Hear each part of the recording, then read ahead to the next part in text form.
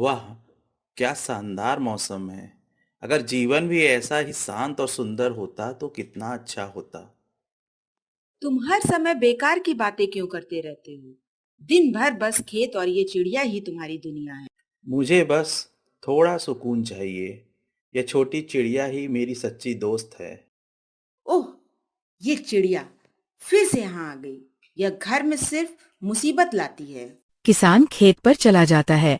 उसकी पत्नी चावल पका रही होती है और चावल ठंडा करने के लिए रख देती है। तभी चिड़िया उड़कर आती है और चावल खाने लगती है। अरे बदमाश चिड़िया, तुमने मेरा चावल खा लिया।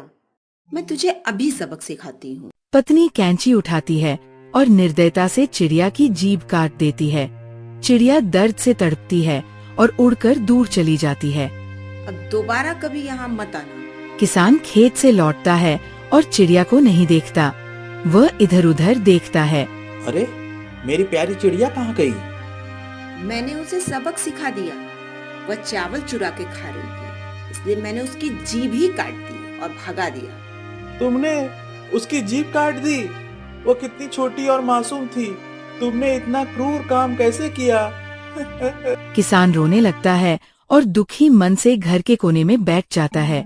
कई महीनों बाद किसान पहाड़ों में घूमते हुए अचानक एक खूबसूरत बांस के घर के पास पहुंचता है।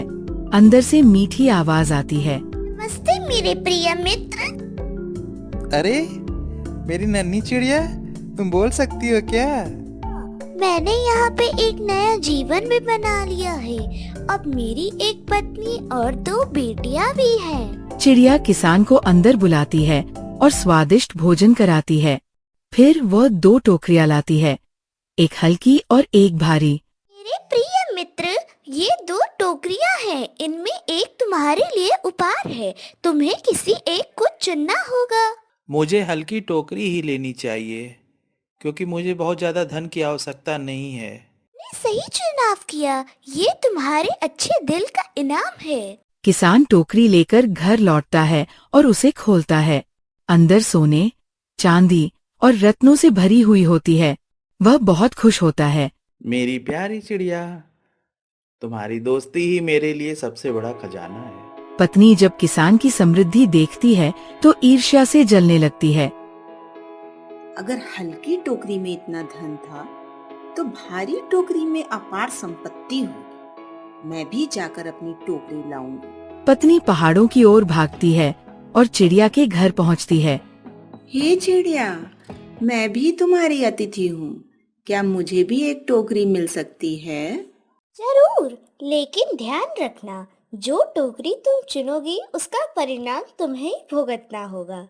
पत्नी लालच में भारी टोकरी उठा लेती है और खुशी खुशी घर लौटती है।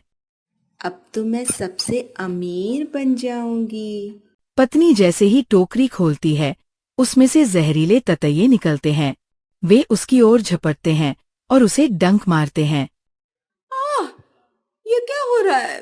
बचाओ! मुझे क्षमा करो, बचाओ! लेकिन अब बहुत देर हो चुकी थी। ततैये उसे काटते हैं और वह बेहोश होकर गिर पड़ती है। किसान सुखपूर्वक जीवन बिताने लगता है और अपनी चिड़िया के प्रति आभार प्रकट करता है। अब मैं समझ गया हूँ कि लालच हमेशा विनाश का कारण बनता है। संतोष ही सबसे बड़ी संपत्ति है।